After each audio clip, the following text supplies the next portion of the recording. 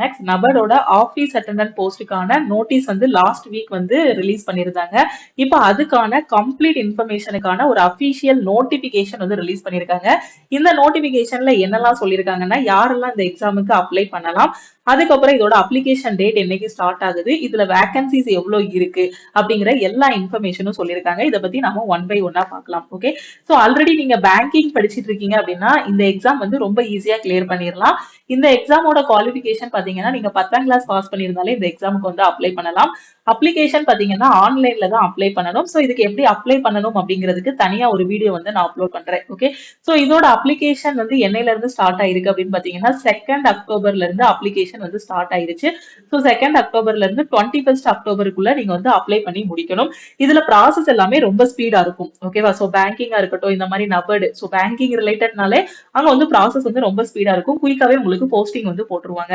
Exam வந்து எப்போ அப்படின்னு பாத்தீங்கன்னா 21 நவம்பர்ல வந்து எக்ஸாம் வந்து நடக்க போகுது. ஓகே, ஸோ இது அப்ளை பண்றது எல்லாமே நம்ம பார்க்கலாம். ஸோ டோட்டலா ஆல் ஓவர் இந்தியாவுக்கே பாத்தீங்க அப்படின்னா 108 வேகன்சி தான் சொல்லியிருக்காங்க. இதுல தமிழ்நாட்டுக்கு அப்படின்னு பாத்தீங்கன்னா 5 வேகன்சி வந்து இருக்கு. ஓகே, ஸோ தமிழ்நாட்டுக்கு டோட்டலா பாத்தீங்க அப்படின்னா 5 வேகன்சிஸ் வந்து இருக்கு. நீங்க தமிழ்நாட்டுல அப்ளை பண்றீங்க அப்படின்னா நீங்க எந்த ஸ்டேட்ல அப்ளை பண்றீங்களோ அந்த ஸ்டேட்டோட லாங்குவேஜ் வந்து உங்களுக்கு எழுத படிக்க தெரிஞ்சிருக்கணும். இப்ப தமிழ்நாட்டுல அப்ளை பண்றீங்கன்னா உங்களுக்கு தமிழ் வந்து எழுத படிக்க தெரியணும். ஓகேவா, சோ அந்த டெஸ்ட் உங்களுக்கு வைப்பாங்க. லாங்குவேஜ் ப்ரொஃபிஷியன்சி டெஸ்ட்டும் உங்களுக்கு வந்து நடக்கும். ஓகேவா, சோ இந்த எக்ஸாமோட குவாலிஃபிகேஷன் வந்து சொல்லிட்டேன். சோ இதோட அப்ளிகேஷன் டேட் வந்து 2 அக்டோபர் நேத்துல இருந்தே ஸ்டார்ட் ஆயிருச்சு. சோ நீங்க எப்பனாலுமே இதுக்கு வந்து அப்ளை பண்ணிக்கலாம். ஓகே, சோ அடுத்து முக்கியமான இன்ஃபர்மேஷன் பாருங்க. ஸோ இந்த எக்ஸாம் அப்ளை பண்றதுக்கான ஏஜ் பாத்தீங்க அப்படின்னா மினிமம் 18 வயசு இருக்கணும், மேக்ஸிமம் உங்களுக்கு 30 வயசு இருக்கணும். ஓகே, ஸோ நீங்க யூஆரா இருக்கீங்க அப்படின்னா உங்களுக்கு மினிமம் 18 மேக்ஸிமம் 30 வயசு இருந்துச்சுன்னா இந்த எக்ஸாம் வந்து அப்ளை பண்ணலாம். உங்களோட டேட் ஆஃப் பர்த் வச்சு உங்களுக்கு கன்ஃபியூஸ் ஆகிருக்கு அப்படின்னா 2/10/1994க்கு முன்னாடி உங்களோட டேட் ஆஃப் பர்த் வந்து இருக்கக்கூடாது.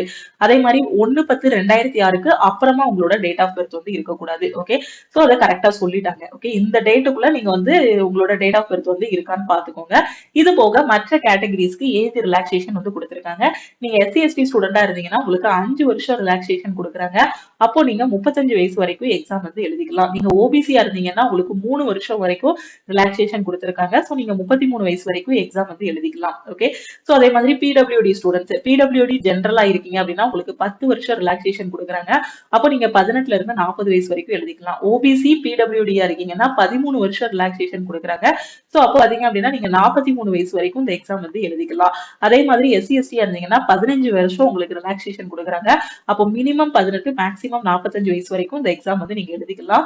விடோ, டிவோர்ஸ்டு விமன், அதுக்கப்புறம் பாத்தீங்கன்னா women judicially separated who are not remarried. ஓகேவா, சோ பிரிஞ்சு இருக்காங்க ஆனா திருப்பி இன்னொரு கல்யாணம் பண்ணாம இருக்காங்கன்னா சோ அவங்களுக்கு எல்லாம் பாத்தீங்கன்னா 10 இயர்ஸ் ஏஜ் ரிலாக்ஸேஷன் வந்து கொடுக்குறாங்க. ஓகே, சோ ஜென்ரல்ல வரீங்க அப்படின்னா 18ல இருந்து 30 வயசா இருக்கணும். அது போக இதுல ஏதாவது ஒரு கேட்டகரியில வரீங்க அப்படின்னா சோ உங்களுக்கான ஏஜ் ரிலாக்ஸேஷன் வந்து நீங்க வந்து பாத்துக்கோங்க. ஓகேவா, சோ அதே மாதிரி ஓபிசியா இருந்தீங்க அப்படின்னா ஓபிசியோட நாட் கிரீமி லேயருக்கான சர்டிபிகேட் வந்து நீங்க வச்சிருக்கணும். ஓகே, சோ இப்போ இதோட செலக்ஷன் ப்ராசஸ் பாத்தீங்க அப்படின்னா ஃபர்ஸ்ட் உங்களுக்கு வந்து ஒரு ரிட்டன் டெஸ்ட் வந்து நடக்கும். ஓகே, சோ ரிட்டன் டெஸ்ட் வந்து பாத்தீங்கன்னா ஆன்லைன்ல தான் உங்களுக்கு நடக்கும். பேங்கிங்க்கு என்ன சிலபஸோ சோ அதுதான் இந்த நபருக்கு வந்து சிலபஸ்.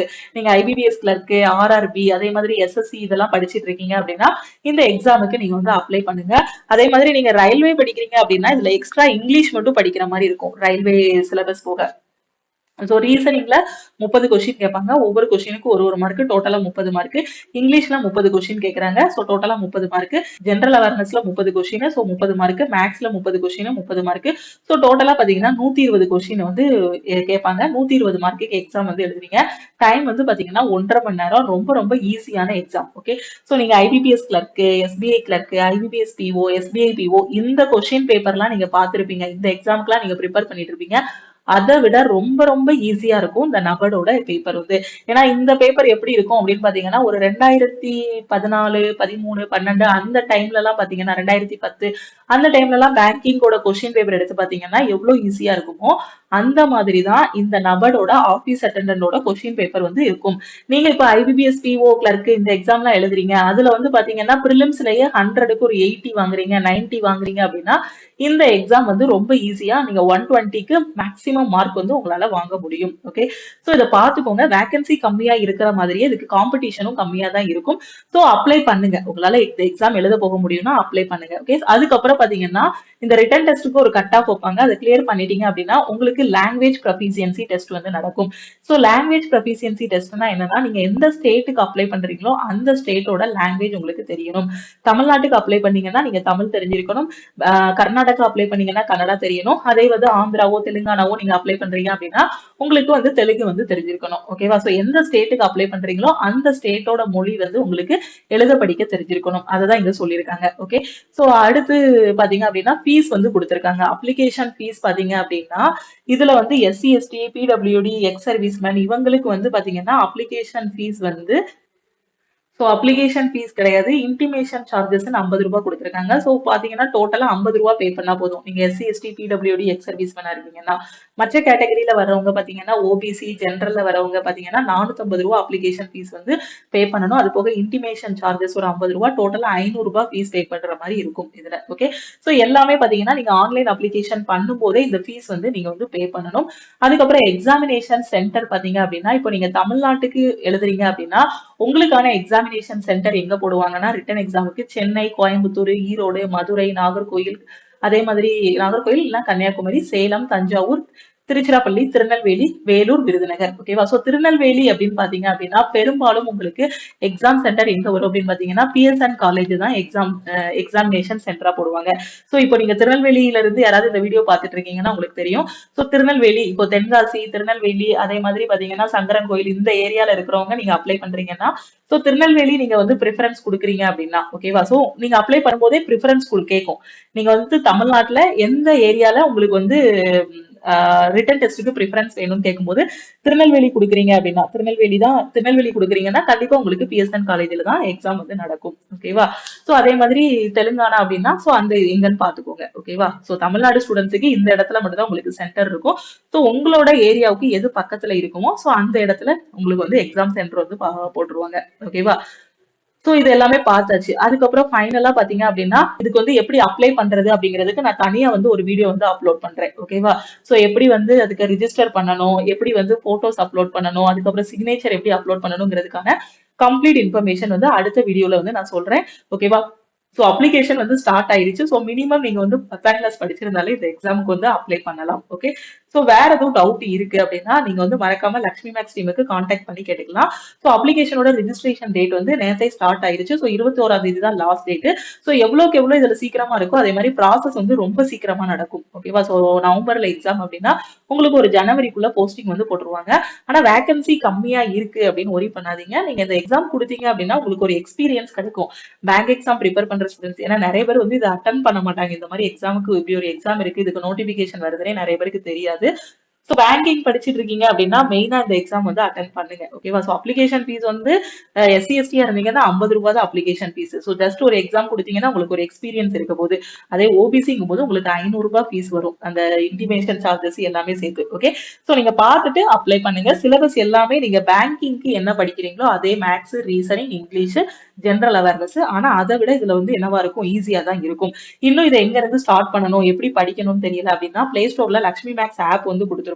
ஸோ லக்ஷ்மி மேக்ஸ் ஆப்பை டவுன்லோட் பண்ணிக்கோங்க. டவுன்லோட் பண்ணிட்டு உங்களோட மொபைல் நம்பர் என்டர் பண்ணுங்க. என்டர் பண்ணிட்டு நம்ம ஆப்ல ரிஜிஸ்டர் பண்ணிடலாம். ஸோ நம்ம ஆப்ல ஆல் இன் ஒன் கோர்ஸ் வந்து கொடுத்துருப்போம். ஓகே, ஸோ இதுல வந்து பாத்தீங்கன்னா உங்களுக்கு ரயில்வே, எஸ்எஸ்சி, பேங்க், டிஎன்பிஎஸ்சி எல்லா எக்ஸாமும் கவர் பண்ற மாதிரி ஒரே கோர்ஸ்ல வந்து கொடுத்துருப்போம்.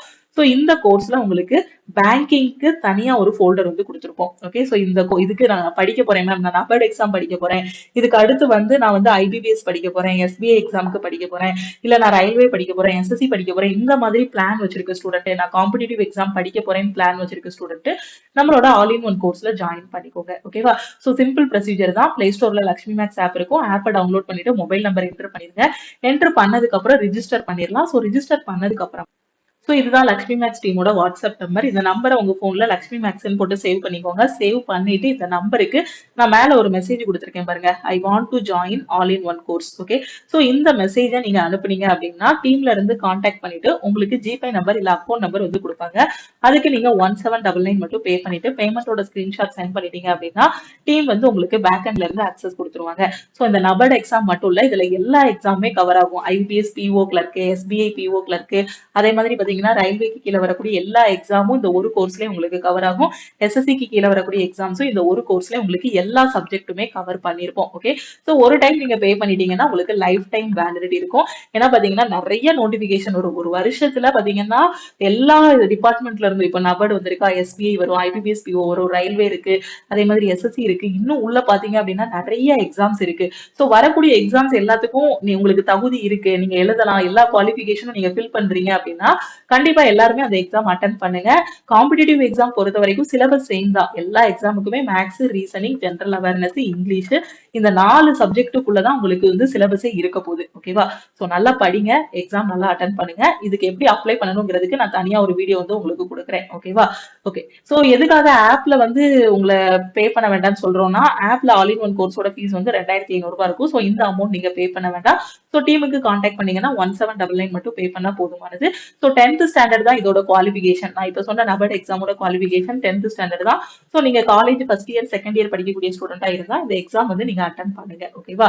ஸோ வரக்கூடிய எல்லா எக்ஸாமுமே ட்ரை பண்ணுங்க. கண்டிப்பா நீங்க போடக்கூடிய எஃபர்ட்டுக்கு ஒரு நல்ல ரிசல்ட் வரும். ஓகே, ஸோ இதே மாதிரி இன்னும் நிறைய அப்டேட்ஸ்க்கு மறக்காம நம்ம யூடியூப் சேனலை சப்ஸ்கிரைப் பண்ணிக்கோங்க.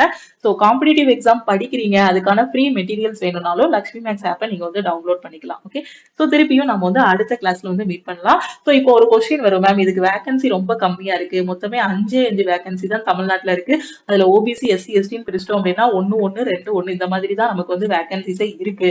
ஸோ இதுல அப்ளை பண்ணவா வேண்டாமா அப்படிங்கிற மாதிரி உங்களுக்கு டவுட் இருக்கும். ஸோ நீங்க வந்து பாத்தீங்கன்னா எஸ்சி எஸ்டி ஸ்டூடெண்டா இருந்தீங்கன்னா எக்ஸாமினேஷன் ஃபீஸ் வந்து 50 ரூபாய் தான்.